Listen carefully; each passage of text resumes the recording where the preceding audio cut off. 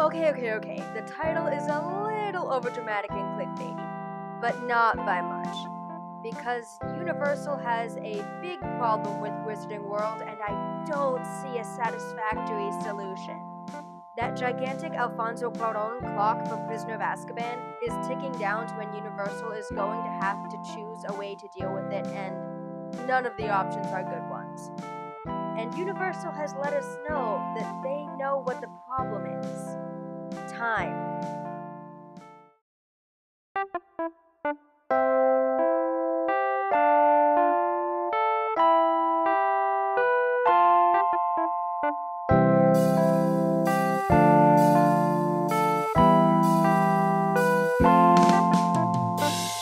Oh, you thought I was gonna stop being overdramatic?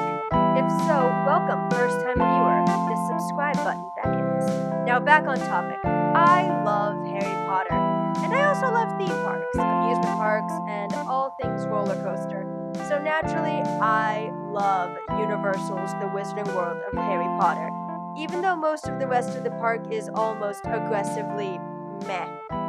But this land is Universal's masterpiece. It is perfectly themed, down to the fake snow and almost at Disney level. They learned to make queues interesting, which they had attempted before, but this was a new level. I mean, they obviously had no idea what they were getting into with Disney level theming, because the streets were too narrow to pass by fans gaping at the Hogsmeade architecture, and the shops weren't large enough to accommodate everyone browsing for Weasley sweaters. And seriously, what were they thinking making Ollivanders the size of a broom cupboard? That's both a shop and a show. Come on! Bust out an undetectable extension charm. Get it together. But they remedied most of this with the Diagon Alley expansion and made us buy 2 tickets. But the second park highlights the issue with the first because it had to be designed around it. And the issue is that the stars could still pass for teams in 2010. 3 years later, they couldn't. They managed to hide it really well in the last couple movies, but you can tell that all park-related footage and media and such was shot back somewhere around Order of the Phoenix, Half-Blood Prince at the absolute latest. By Deathly Hallows, they're clearly young adults. Which is why Harry Potter and the Escape from Gringotts implies their exploits but barely has them show up on screen. The cast members featured in Diagon Alley were all adults who wouldn't look that different. But Queenie, you say, what about the Hogwarts Express? Everyone's in that, even the kids. Yes, a ton of people are in that, including the Weasley twins, but the Phelps twins who play them were basically grown up by the time the movie's finished, so they look about the same.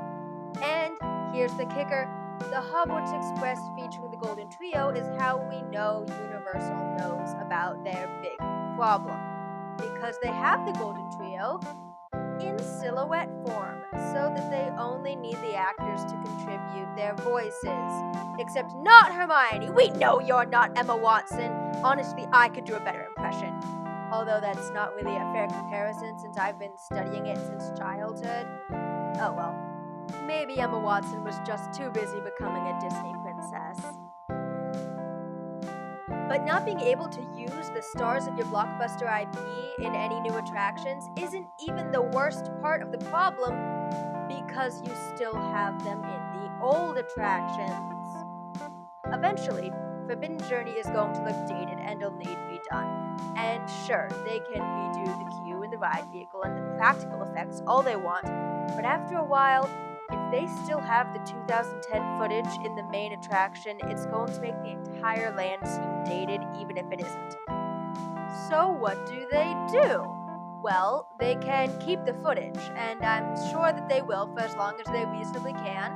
Probably longer than they reasonably can. This is Universal. But I've already outlined the problems with doing that long term. The HPIP is still producing movies, but I don't think they can set the ride in 1920s New York when the facade is still Hogwarts, a British boarding school. And I don't know if they even have the rights to Fantastic Beasts. So we're probably gonna see option 3. They can completely change the story of the ride. Keep it set in Hogwarts, but switch up what happens in it. At which point the question is, switch it to what? Do they make it about some other students who go to school at the same time as the Golden Trio so that they can invent new characters and cast whoever they want?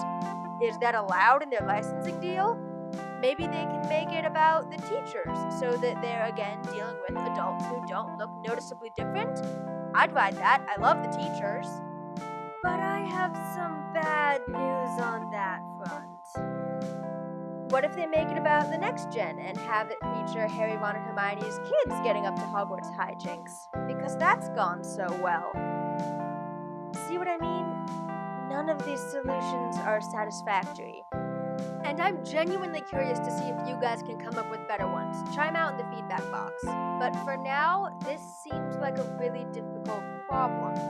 And it's so tempting to blame it on Universal's over-reliance on screens because it's my biggest beef with them, and digital effects age like milk.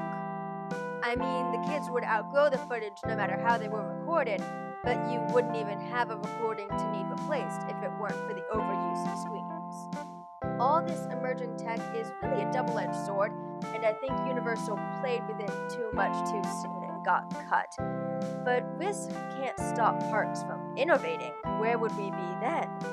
It's a tricky balance to strike, and I don't blame Universal for going a little hog wild with some shiny new toys. But my coaster-loving sister, who gets motion sick on screen rides and has to spend the entire day on Dudley Do Right's Ripsaw Falls, kinda does. Thanks for watching.